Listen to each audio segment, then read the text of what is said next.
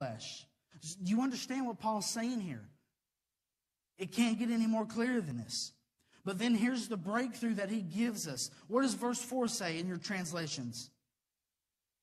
Ephesians chapter 2, verse 2, or verse 4. It says, "But God, being rich in mercy because of his great love with which he has loved us." It says, "Even when we were dead in our trespasses, he made us alive together with Christ."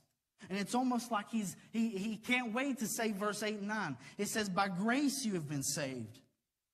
And God raised us up with him, and he seated us with him in the heavenly places in Christ Jesus, so that in the age to come he might show the surpassing riches of his grace and kindness towards us in Christ Jesus. He says, "For by grace you have been saved through faith. This is not of yourselves, it is the gift of God, so that no one may boast. It is not of works." The point is, we were dead, but God is merciful. He made us alive. He gave us a new heart with new desires. The ultimate goal is for the display of his glorious grace and kindness towards sinners. It's all about grace. No one can boast about grace. You can say, "I chose Christ," but brother and sister, Jesus chose you before you even knew about Christ. Because if you did the choosing, God's not sovereign. If you did the choosing, then you have something to boast about. But it is the grace of God that saved you from your sin. If we were still in our sin, we wouldn't want Jesus. We wouldn't want the things of holiness because we were born with one nature. You cannot establish a new nature when you were one way.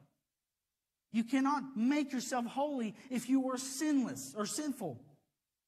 It is on the basis of Jesus' righteousness imputed to you. Not only did he impute righteousness to you, he gave you a new heart. The Spirit now indwells in you so that you have new desires. And these new desires are motivated not by fleshly lusts and desires, but by the Spirit.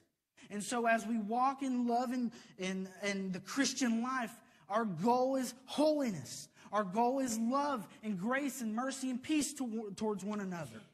But sometimes the flesh still gets in. And that's the battle of the Christian life, so that we can fight sin together and love one another.